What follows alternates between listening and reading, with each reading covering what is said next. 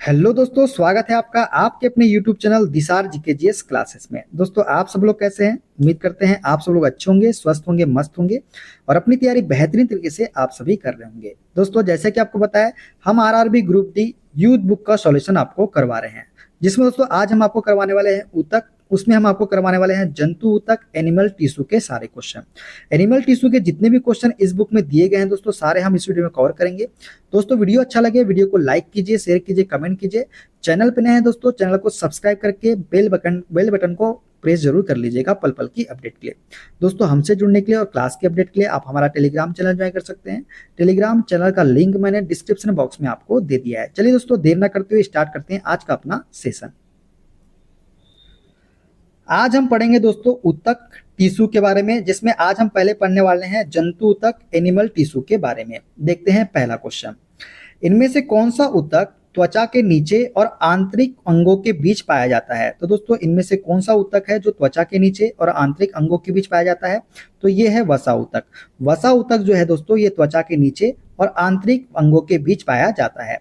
ऊतक कोशिकाओं का समूह होता है, जिसमें कोशिकाओं की संरचना तथा कार्य एक समान होते हैं।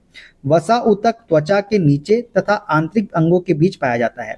यह एक प्रकार का ढीला संयोजी ऊतक है, जो शरीर को इंसुलेशन प्रदान करने और प्रमुख अंगों की रक्षा करने के लिए वसा को संग्रहित करता है। तो कहाँ पाया जाता है? वसा ऊतक जो है त्वचा के नीचे तथा आंतरिक अंगों के बीच में पाया जाता है। ऊतक क्या होता है? तो ऊतक कोशिकाओं का एक समूह होता है, जिसमें कोशिकाओं की संरचना तथा कार्य क्या होते हैं? एक समान होते हैं। देखते हैं अगला क्वेश्चन।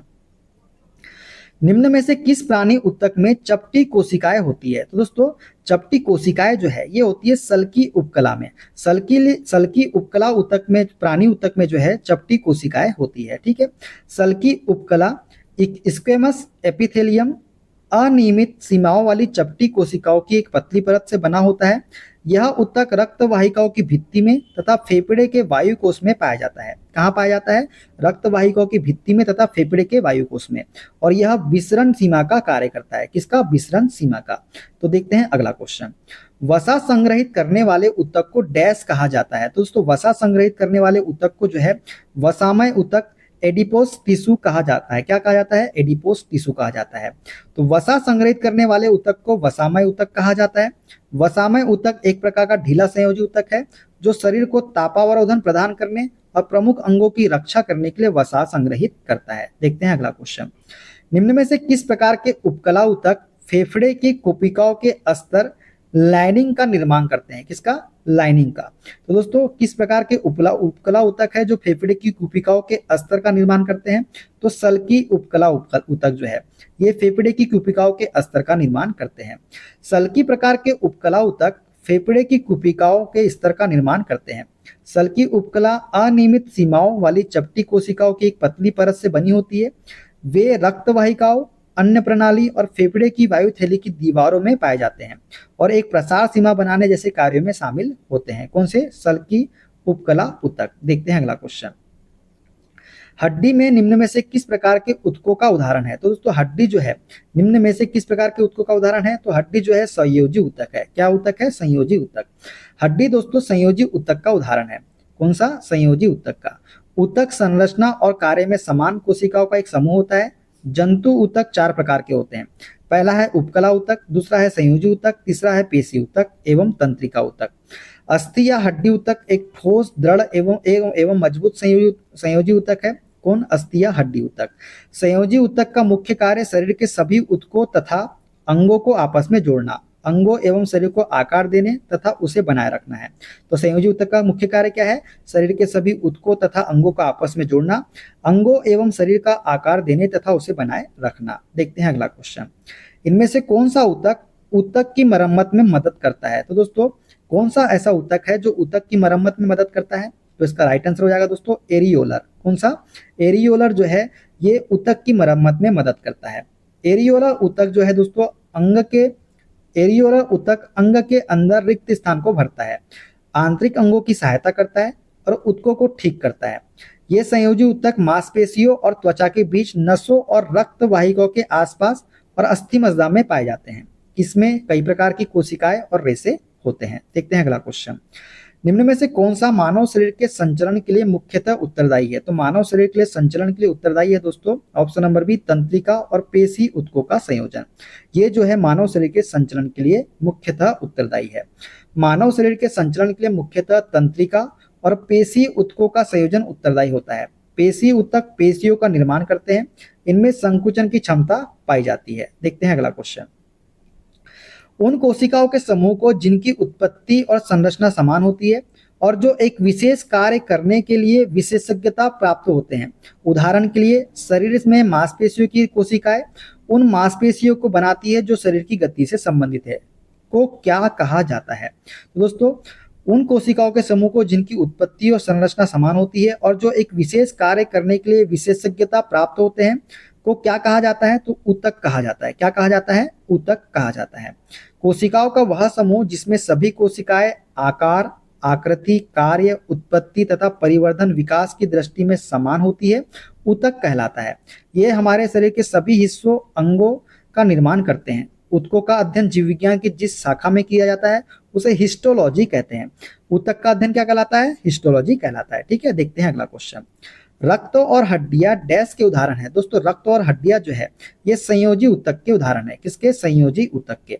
किसी जीव के शरीर में कोशिकाओं के ऐसे समूह को ऊतक कहते हैं जिनकी उत्पत्ति एक समान हो तथा वे एक विशेष कार्य करती हो। कोशिकाएं मिलकर ऊतक का निर्माण करती है। रक्त और हड्डियां संयोजी ऊतक का उदाहरण है। जंतु के शरीर को ढकने या बाह्य रक्षा प्रदान करने वाले ऊतक एपिथेलियम ऊतक कहलाते हैं।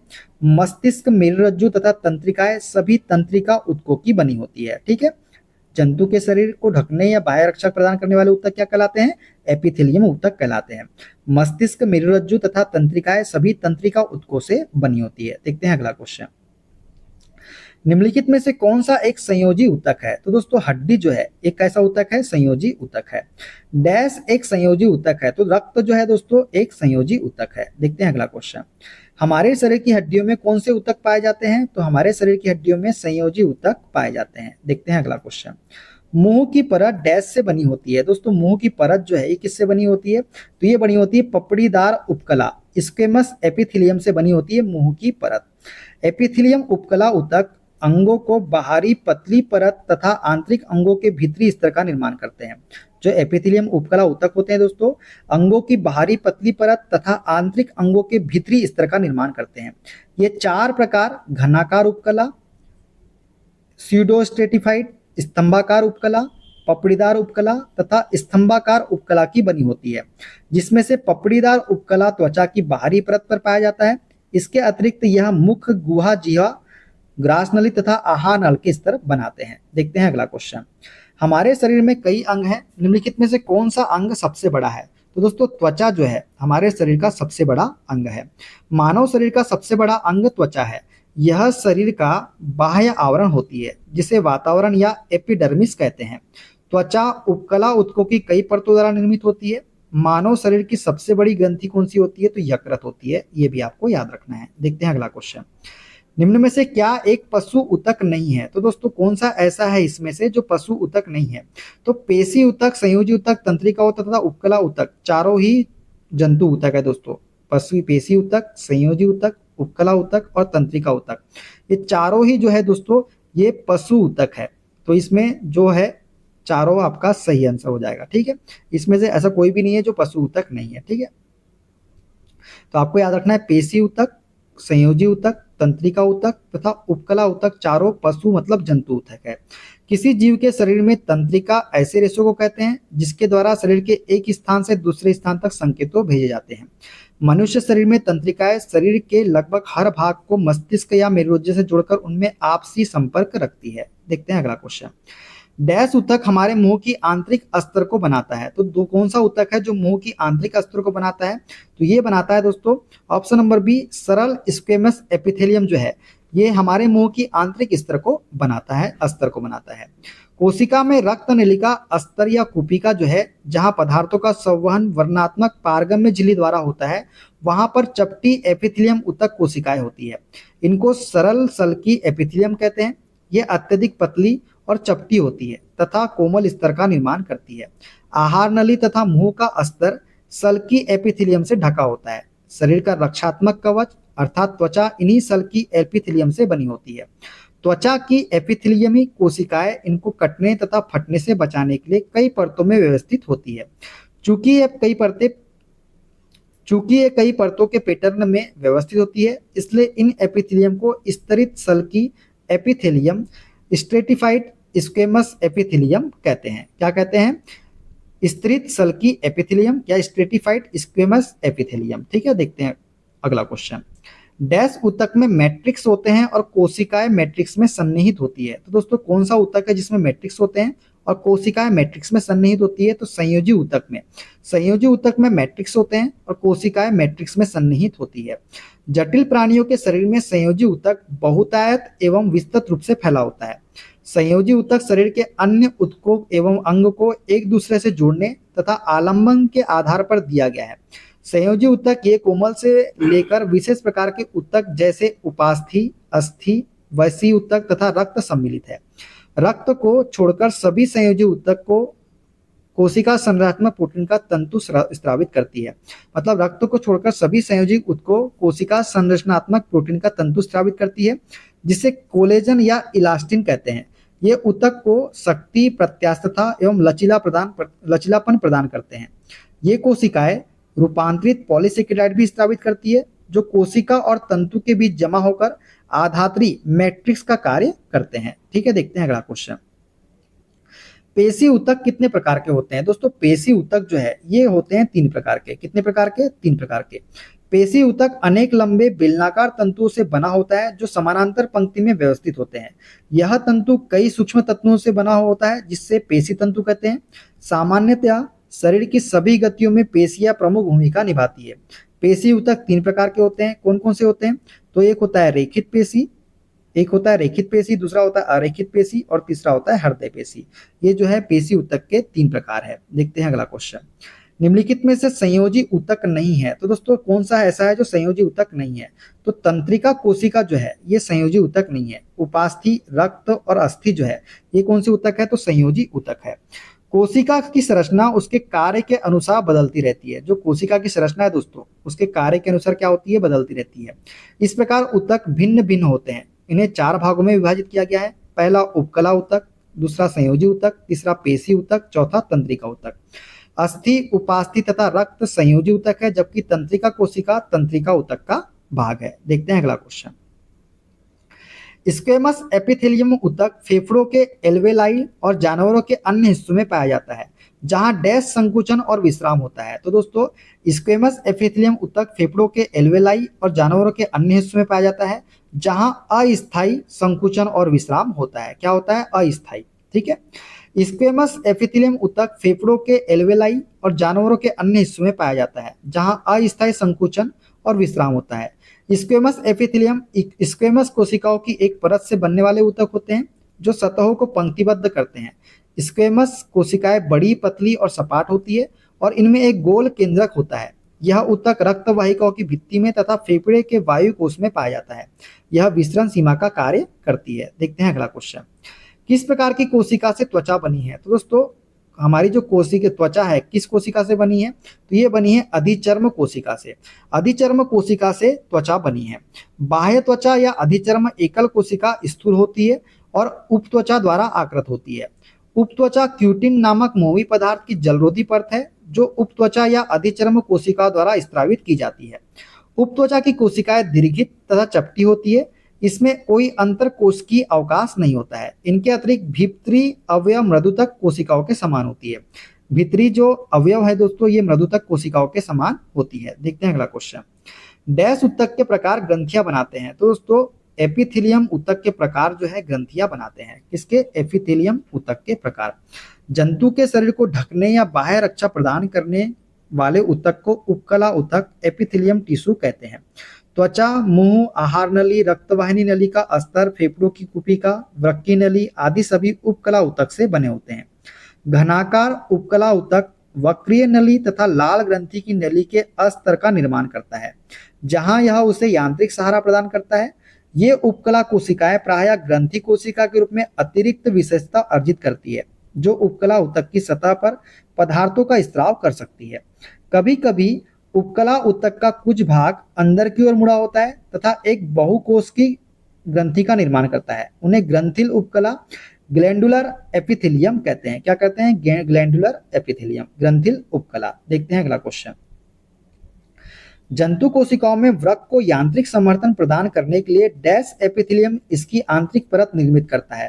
तो जंतु कोशिकाओं में वृक्क को यांत्रिक समर्थन प्रदान करने के लिए आयत फल की क्यूबाइडल, कौन सा? आयत फल की क्यूबाइडल एपिथेलियम इसकी आंतरिक परत निर्मित करता है।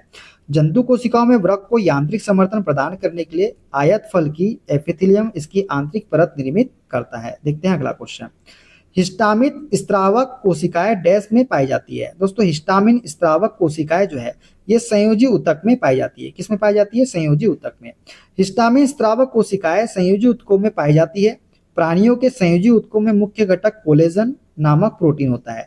इस संयोजी ऊतक में प्रायः तंतुकोरक जो तंतु को जन्म देता है, महाभक्षकाणु एवं मास्ट कोशिकाएं होती है जो हिस्टामिन का स्त्रावन करती है। देखते हैं अगला क्वेश्चन। अवकाशोतक एरियोलर टिश्यू डैश के बीच एक पूरक ऊतक फिलर टिश्यू का काम करता है। तो अवकाशोतक मतलब एरियोलर टिश्यू जो है ये त्वचा और मांसपेशियों के बीच एक पूरक ऊतक फिलर टिश्यू का काम करता है। अवकाशी ऊतक की बात करें दोस्तों तो अवकाशी ऊतक शरीर में दूसरे संयोजी ऊतकों की अपेक्षा अधिक पाया जाता है। यह ढीला ढाला ऊतक होता है और दूसरे ऊतकों को जोड़ने और सहारा देने का कार्य करता है। यह ऊतक त्वचा और मांसपेशियों को भी जोड़ता है। देखते हैं अगला क्वेश्चन। निम्न में लाल संवहनी संयोजी ऊतक है। तो दोस्तों रुधिर जो है ये लाल संवहनी संयोजी ऊतक है। बात करें रुधिर की बात दोस्तों तो रुधिर एक प्रकार का तरल संयोजी ऊतक है। रक्त का निर्माण लाल अस्थि मज्जा में होता है तथा भ्रूणावस्था में प्लीहा में रक्त का निर्माण होता है। रक्त का पीएच मान 7.4 हल्का क्षारीय होता है। रुधिर लाल रंग का चिपचिपा सा जल से कुछ भारी अपारदर्शी तथा इसे संवहनी संयोजी ऊतक भी कहा जाता है। रक्त का पीएच कितना होता है? 7.4 मतलब हल्का क्षारीय होता है।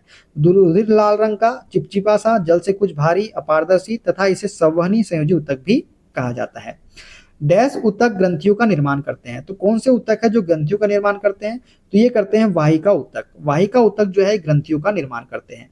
वाहिका ऊतक ग्रंथियों का निर्माण करते हैं। यह ग्रंथि कोशिकाओं का ऐसा समूह है जो शरीर के विकास के लिए आवश्यक हार्मोनों व प्रोटीनों का स्त्राव व संश्लेषण करती है। तो इसका राइट आंसर हो जाएगा ऑप्शन नंबर बी, वाहिका ऊतक। तो दोस्तों ये थे सारे क्वेश्चन। वीडियो कैसा लगा कमेंट बॉक्स में जरूर बताइएगा। अगला जो हमारा टॉपिक होगा दोस्तों वो होगा पादप ऊतक मतलब प्लांट टिश्यू के बारे में। जितने भी क्वेश्चन इस बुक में दिए गए सारे हम देखेंगे। वीडियो अच्छा लगे दोस्तों तो वीडियो को लाइक जरूर कीजिएगा, शेयर जरूर कीजिएगा और चैनल पर नए हैं चैनल को सब्सक्राइब करके बेल आइकन को प्रेस जरूर कर लीजिएगा पल पल की अपडेट के लिए। अपना ख्याल रखिए दोस्तों, मिलते हैं अगले वीडियो में। अपना okay, bye bye, take care.